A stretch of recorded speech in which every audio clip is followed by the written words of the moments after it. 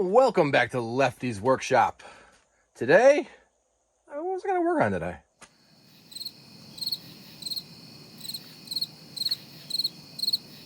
I don't remember what I was going to work on today. Never remember what I was going to work on today. What?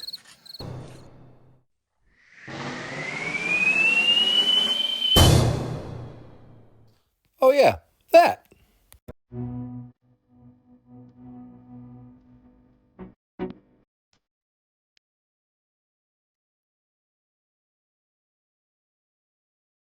I'm back. Today we continue working on the South Bend lathe. And particularly this part here, the headstock.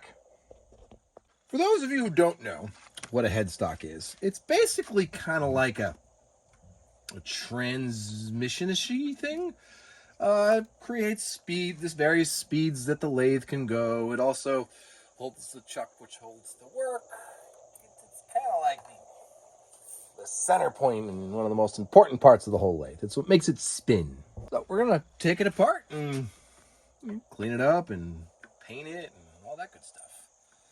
This part here on the top that I'm taking off is the switch holder. It's got a forward and reversing switch that mounts on top of this bolt, this gear guard here. I honestly don't know why it needs to go backwards. I have always asked that question. Now, some lathes, the chuck is mounted in such a way that you can go forwards and backwards. This is not, and I'll show you that in a minute. But before I show you all that delightful stuff, a little bit of a discussion on how to take a chuck off. Everybody on the internet says you do not put it in back gear without releasing the front gear because that'll break things. Well, if somebody on the internet could please tell me how to get a chuck off and lock everything up to get it off, because even with it locked, it's still a pain in the butt to come off. So if you could tell me the proper way to take a chuck off without doing that, I would appreciate it. Because I don't know.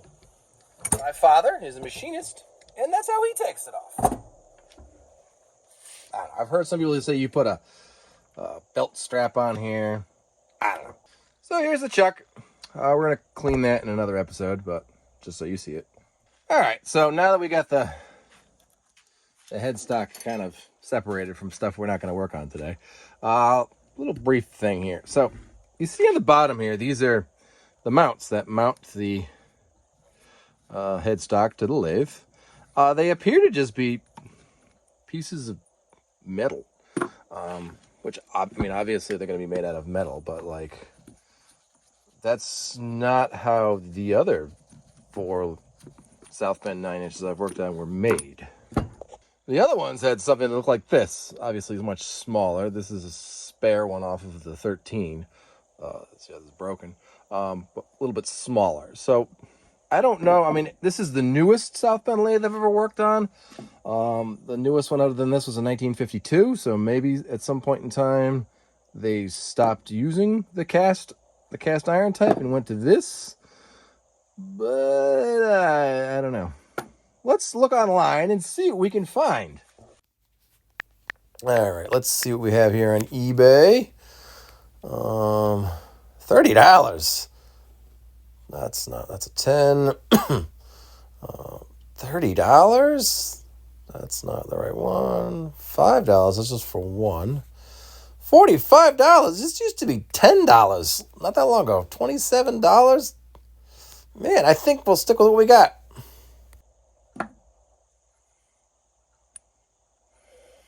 Yeah, I think those are good enough. We're going to go with those. I mean, these are made out of steel, and the originals would be made out of cast iron. Steel's better than cast iron, right? I don't know. If you know better than me, leave it in the comments, please. All right, so we're just going to throw everything we take off in the box. It's about as high as my organization level goes. We'll start by taking off the guards. This is actually the first time I've had one of these with all original screws. Usually there's some weird mixture variety of screws, but they're supposed to be flathead screws if you really want to get pedantic. They're supposed to be that. We're going to restore this for original here, so yeah, I'm gonna be pedantic, I guess you might call it. We're taking off the bull gear guard. They're all the same length. All right, so let's inspect the gears and see what shape they're in. I've never had one of these things not have a tooth missing. Oh my God. I don't think there's a tooth missing on this. This back gear looks incredibly in good shape. So here's how this works. Again, for those of you who don't know, to put it in back gear is essentially like low gear in a transmission. You have your belt gears here, which is 1, 2, 3.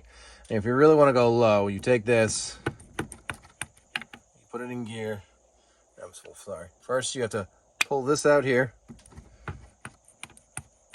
You put it in there, and you'll notice.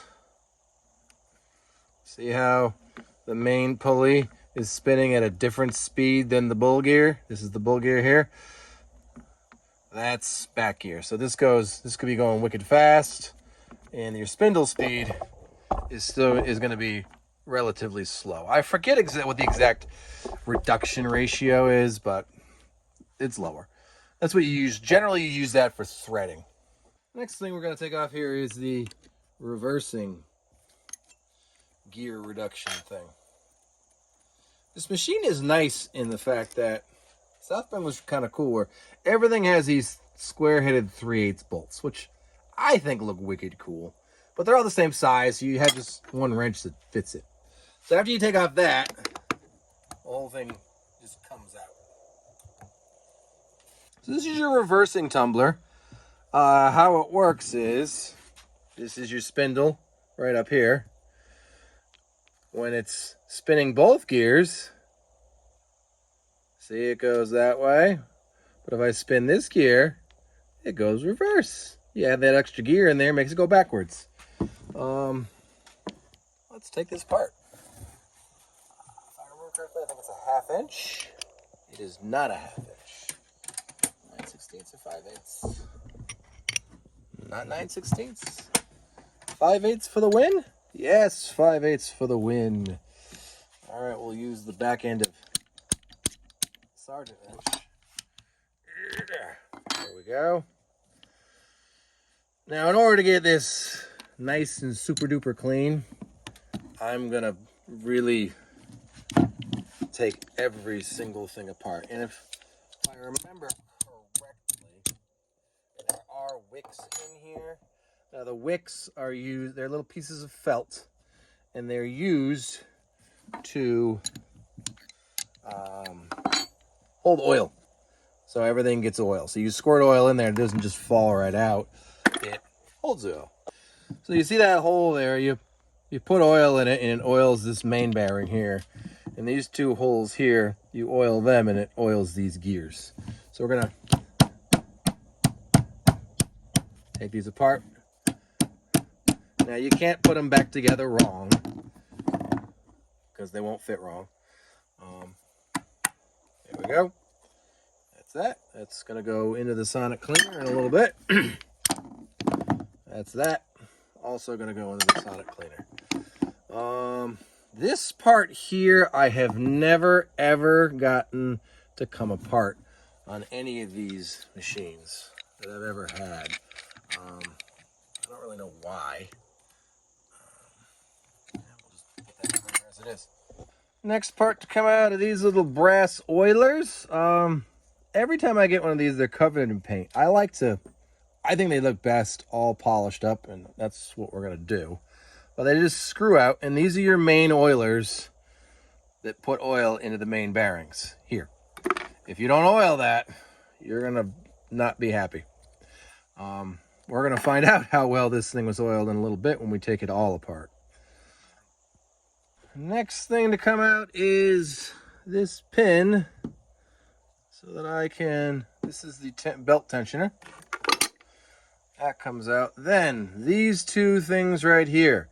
These are what set the adjustment and tension of the back gear.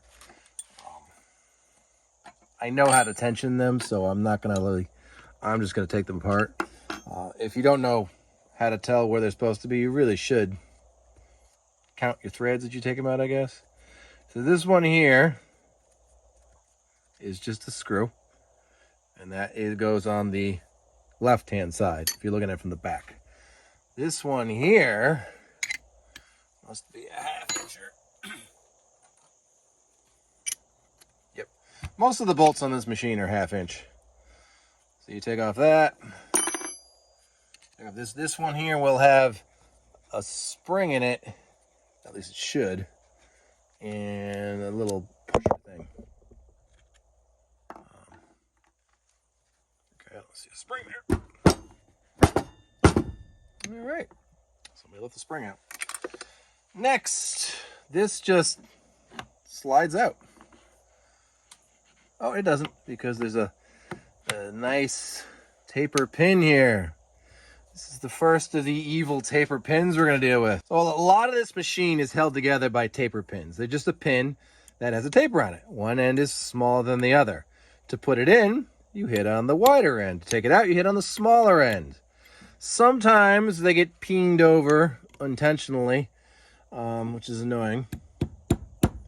And sometimes, oh, they come right out like that. Now, you don't want to mix these up, because that would be annoying. And this just comes out. I don't think that this back gear is 70 years old. Like, this is like brand new. I don't think you can still get parts for these things, and the ones I've seen before usually have smaller things, and they say grease but in smaller font. I don't know. Maybe this is like a replacement part. I don't know. It's in great shape. All right, now we get to the, I don't want to say hard part about taking this apart, but the more complicated part of taking this apart. This bearing is not a press fit, but the spindle, which is this all the way to this, is a press fit on this bull gear. Sometimes you can get them to pop out with a dead blow hammer. Sometimes you need to make a contraption. We're going to find out here. You start off by removing this little collar, which is loose as is. You unscrew the screw, and then it's there it goes. It's supposed to unscrew easily. It's not tight. Why is that so tight? I think it was just dirt. I hit it with a wire brush and it came apart. So this is just threaded, and to lock it on, you tighten this up. So that comes apart. This here is a little, correct me, I will correct myself, was supposed to be a fiber bushing of some kind. I've never seen them made out of metal. But yeah, that little brass thing fits in there, and that's what it rides on. That might need to be replaced. You can get these with needle bearings now, and I might do that, but just like the headstock clamps, they're probably a ton of money now. You know, when I first started getting into lathes 5 years ago, stuff wasn't that expensive, but we'll see what it is if I want to spend that kind of money. I think this is made too well to not be factory, but I could be wrong. Usually these are made out of some sort of plasticky fiber stuff. Now comes the part where, when I first started doing this, I thought it was hard and complicated. You need to push the spindle that way, because as you know, this end's wider. It has to come that way. You're fighting the pressed fit of the spindle on the bull gear here. You can make a contraption, and the guy who I bought this from had some sort of contraption in it. But we're going to try and do it my way first. If you don't like my way, don't do my way. So we're loosening up these just so everything kind of moves nicer now. And then we do this. You don't use a metal to metal here. This is up. All right, we're going to get the bigger rubber mallet before we try the contraption way. Oh, there came the spring that I talked about earlier. Just fell out.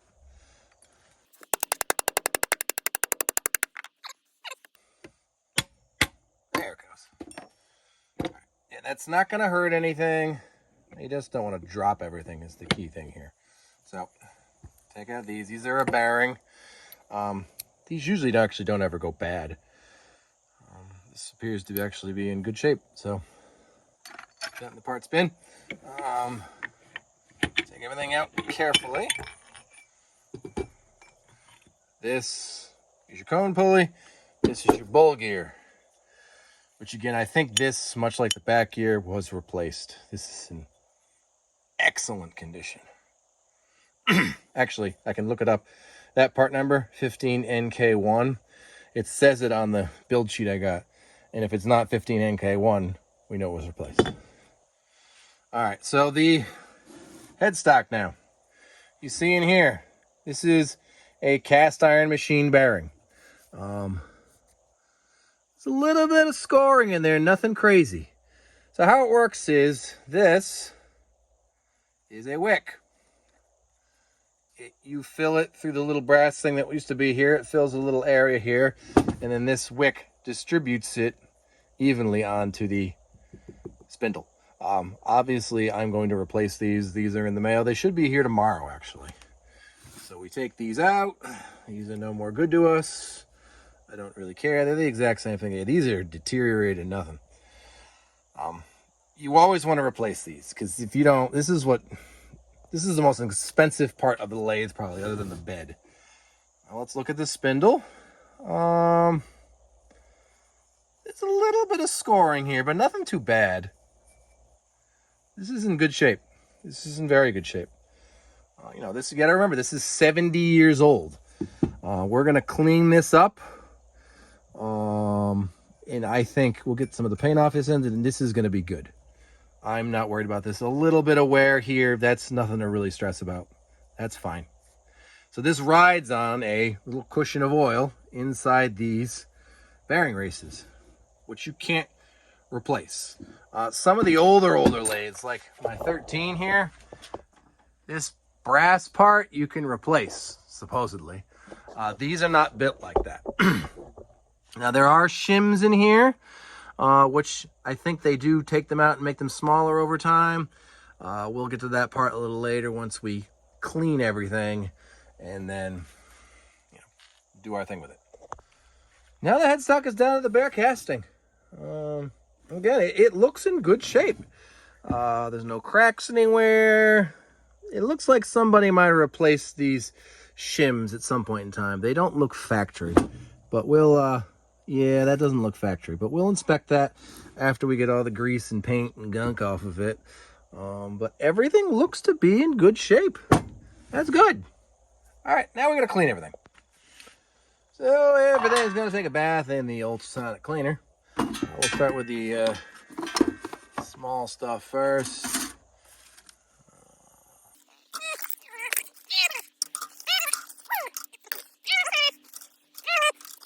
Then we just, yeah. All right, the first grouping is out, and that came out really clean. Turn the heat up. This thing, I don't know what 51 degrees Celsius is in Fahrenheit. Probably 70-ish. No, like 90, I don't know. Pretty high. But yeah, look at that. So now we're coating the actual headstock and the clean strip stuff. Stuff smells like low tide. Like not even a chemical stink. Like a straight up dead shellfish stink. Ugh. Alright, so we got pretty much all the paint got taken off the headstock. Now here's this interesting little thing. For those of you who have restored other South Bend 9s, this has got to be the roughest casting I have ever seen from South Bend. Granted, everything else I've worked on has been either pre-war or during the war. And you'd figure that during World War II, you know, we got to beat the Nazis and the Japanese. They'd be a little rough and just make it work. But this is 1956. Now, I don't know if these are hammer marks or what, but it looks really, really rough. Like, usually these are smooth and nicely done. Like, look at that. It sounds like a half-ass cleaning up of a mold mark. So I'm fairly certain this, like, look at this down here. Look at how rough that is. I think it's factory. I mean, I checked out all the tolerances of the bearings, both here and the main bearings, and they're within spec. So there's nothing wrong with them. They're perfectly fine, but the casting is just rough. We'll see what I can get out of it with filler primer and spot putty. So this video is getting a little bit long, so we're going to stop it here and continue on next week. But the headstock is all stripped down to its bare metal.